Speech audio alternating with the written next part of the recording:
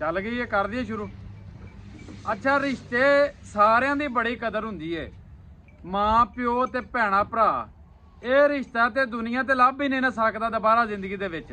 इस तो अनमोल रिश्ता ही कोई नहीं। पर अज तुहानू मैं रिश्ते की गल सुनानी है। मां प्यो ते बड़ियां गल्लां तुहानू सुणातियां, बड़ी वारी समझा दिता, पर अज सुनानी है दोवां जियां दी, जनानी दी ते बंदे दी कहानी। ते मैनूं उम्मीद है तुहानू समझ भी सारी आ जानी है। ते जिहड़े लोग इन्हां रिश्तियां की कदर नहीं करते, अज तो बाद इंशाअल्लाह मैनूं उम्मीद है कदर करन लग पैणगे। वो जनानी सी ना, ते घर दा बूहा कोई नहीं सी, जिस तरह साडी हवेली दा कोई नहीं। वो ना हर वेले अपने बंदे नूं आंदी सी भी तू बाहर अंदर काम ते जाना वे ते तू ना बूहा लवा दे, मैनूं डर लगदा रहिंदा भी कोई चोर चक्का साडे घर ना आ जावे।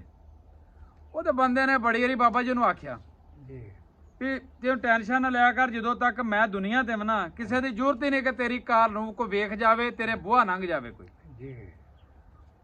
वो बस जनानी ने मजबूर किया, उन्हें घर नूं दरवाज़ा लाता।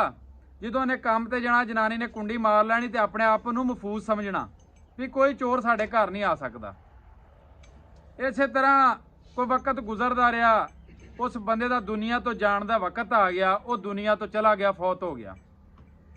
ਉਹਦੀ बीवी ਜਿਹੜੀ ਸੀ ਉਹ ਕੱਲੀ ਹੋ ਗਈ, सिर ਦਾ ਸਾਈਂ ਜਦੋਂ ਦੁਨੀया ਛੱਡ ਕੇ ਟੁਰ ਗਿਆ। ਛੋਟੇ ਛੋਟੇ ਬੱਚੇ ਸਨ। ਉਹ ਕੋਈ ਇਸੇ ਤਰ੍ਹਾਂ 2-4 ਦਿਨ ਲੰਘੇ ਉਹਨੂੰ ਦੁਨੀया ਤੋਂ ਗਏ ਨੂੰ, ਤੇ ਰਾਤ ਦੇ ਟਾਈਮ ਚੋਰ ਉਹਨਾਂ ਦੀ ਕੰਧ ਲੰਘ ਆਇਆ। ਜਦੋਂ ਚੋਰ ਕੰਧ ਲੰਘਿਆ, ਖੜਕਾ ਹੋਇਆ, ਜਨਾਨੀ ਨੇ ਰੌਲਾ ਪਾਤਾ। ਲੋਕ ਜਾਗਦੇ ਸਨ, ਅਜੇ ਆਂਢੋ ਗੁਆਂਢੋ ਲੋਕ ਇਕੱਠੇ ਹੋਏ, ਉਹਨਾਂ ਚੋਰ ਫੜ ਲਿਆ। ਚੋਰ ਜਦੋਂ ਫੜਿਆ ਪਤਾ ਲੱਗਾ ਤੇ ਆਪਣੇ ਮਹੱਲੇ 'ਚੋਂ ਹੀ ਬੰਦਾ ਸੀ ਜਿਹੜਾ ਲੰਘ ਆਇਆ। ਕਿਉਂਕਿ ਇਹਦੇ ਵਿੱਚ 2 ਗੱਲਾਂ ਨੇ। पहली गल तो यह वे भी चोरी उदों तक होंदी नहीं जदों तक आंढ गुआंढ या महल्ले का बंदा मुलवस नहीं हो सकता, क्योंकि उन्होंने पता होंदा इन्हां दे घर च कौन है ते इस टाइम की हो रहा। तो दूसरी गल ये भी जदों तक उहदा खावंद जिंदा सी उदों तक तो किसी चोर चक्के की जरूरत ना पई उन्हां दे घर की कंध लंघण दी। जदों दुनिया तो गया, उहदे सिर दा साईं गया, उदों चोर कंध लंघिया। मैं अपनियां मावां भैणां ਜਿਹੜੀਆਂ ਜਿਹੜੀਆਂ भी दुनिया ते सुणदियां ने पईयां, उन्होंने दसना चाहना भी इस रिश्ते की कदर करया करो।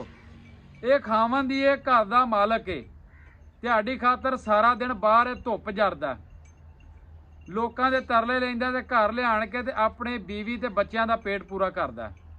फिर उहदा घर दे विच वजका हुंदा, उहदी बाहर इज्जत हुंदी है। उहदी घर की इज्जत वाल किसी की जरूरत नहीं हुंदी कि कोई सिर चुक के वेख भी लवे, क्योंकि उन्होंने पता हुंदा इन्हां दे सिर दा साईं है वे। जदों तक सिर दा साईं उदों तक घर वसदे ने।